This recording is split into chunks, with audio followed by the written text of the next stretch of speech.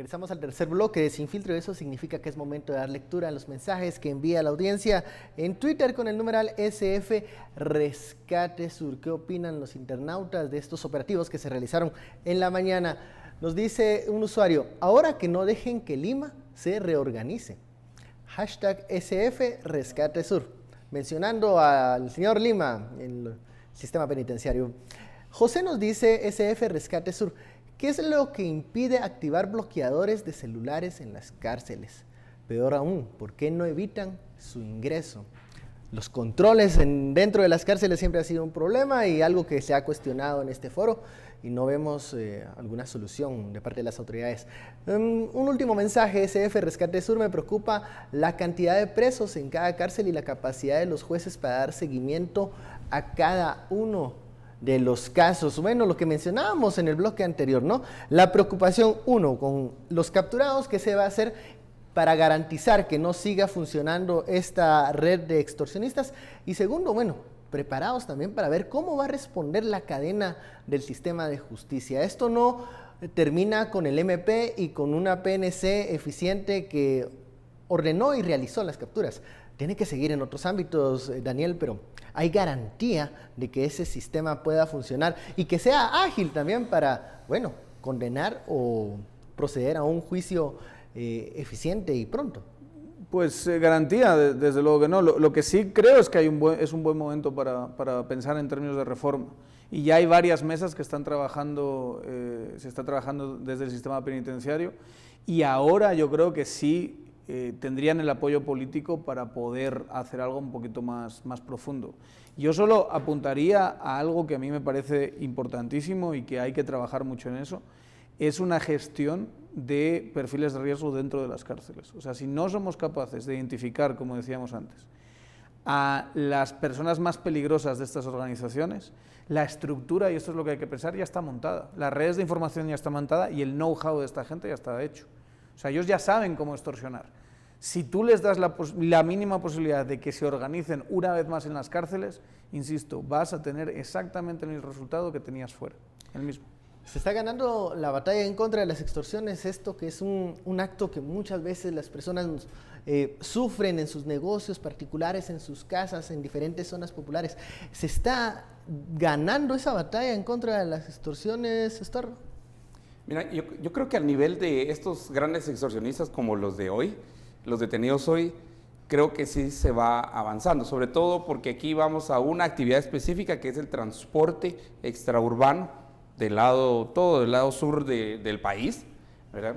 Y vamos directamente a estructuras que son de nivel casi corporativo, cuasi corporativo. Es impresionante la estructura, cómo estaban organizados.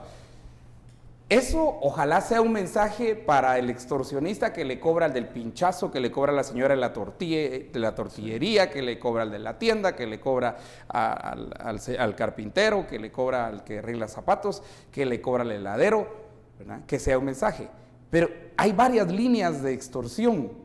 Por ejemplo, la extorsión, y eso lo hemos hablado muy poco, de los que llegan a repartir aguas, de los que llegan a repartir galletas, de los que llegan a repartir embutidos, de los que llegan a repartir, no sé, cerveza, de los que llegan a repartir. Todos los repartidores están sujetos. Y recordemos que ya una vez en la presión hasta tiraron una granada contra un camión. Y yo creo que esas son las siguientes líneas, pero la que más está afectando digamos, a los ciudadanos en este movimiento diario es precisamente la extorsión al transporte, sea urbano o sea extraurbano.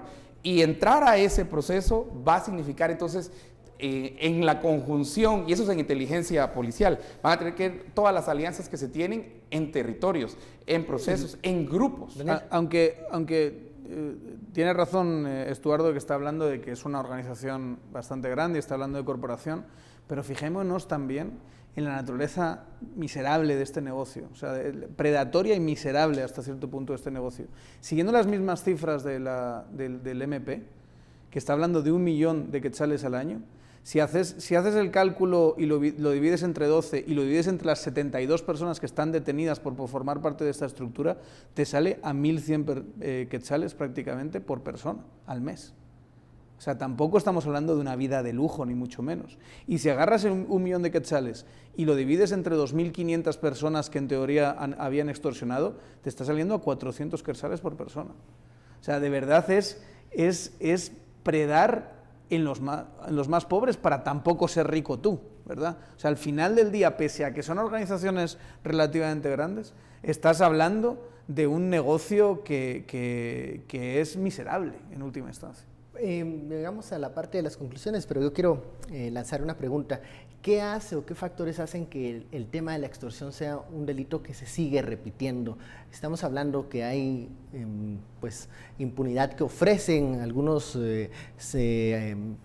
actores de seguridad. Estamos hablando dónde se deposita ese dinero miserable, como mencionaba Daniel, dónde se está moviendo. ¿Qué factores hacen que la extorsión, aunque sean capturadas algunas personas, mute y continúe afectando los hogares de los guatemaltecos? Estuardo, Daniel. Mira, lo primero es la denuncia.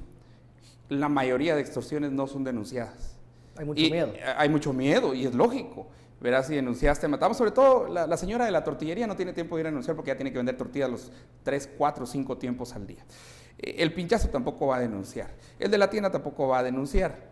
Entonces, cuando eso sucede, entonces uno tiene que ir a buscar esa investigación. Y eso hay que hacer, eso en investigación social hay que hacerlo de manera cruzada.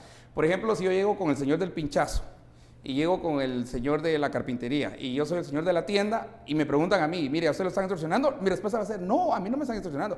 Pero fíjese que al señor del pinchazo sí lo están extorsionando. ¿Y como cuánto le cobrarán? 150 a la semana. Entonces, realmente lo que estoy diciendo yo, a mí me están cobrando hay que hacer 150 a la las semana. Víctimas, Le ¿no? pregunto a aquel y él dice, no, que a vos están extorsionando. Te pregunto a vos y dices, no, fíjese que a mí. Entonces, hay que también tener un método de investigación para esto. Pero si bien tus números en términos de lo grandote, en términos de lo pequeño, de eso, de la tienda, de la tortillería y del pinchazo, estos sí son números grandes. Por eso digo que eso es lo verdaderamente trágico de todo esto. La extorsión. O sea, que estamos hablando de tiburones que están, digamos, predando en gente que verdaderamente tiene muy pocas oportunidades y que sale adelante con muy poquito, ¿verdad? Y es tan poquito ese pastel al que estás accediendo que apenas les llega para malvivir ellos también, pero ¿verdad? el precio Entonces, es muy alto porque el precio es la vida.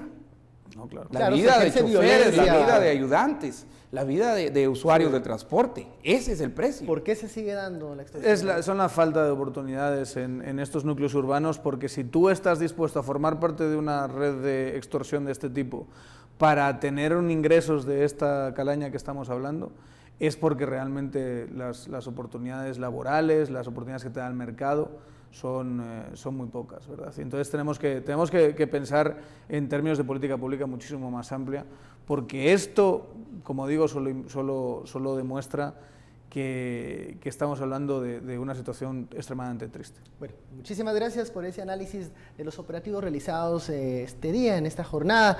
Daniel, Estuardo, gracias por esta profundización en el tema con el hashtag SF Rescate Sur, y ojalá sí se rescate esa área y se continúe con otros departamentos que también sufren este flagelo de la extorsión.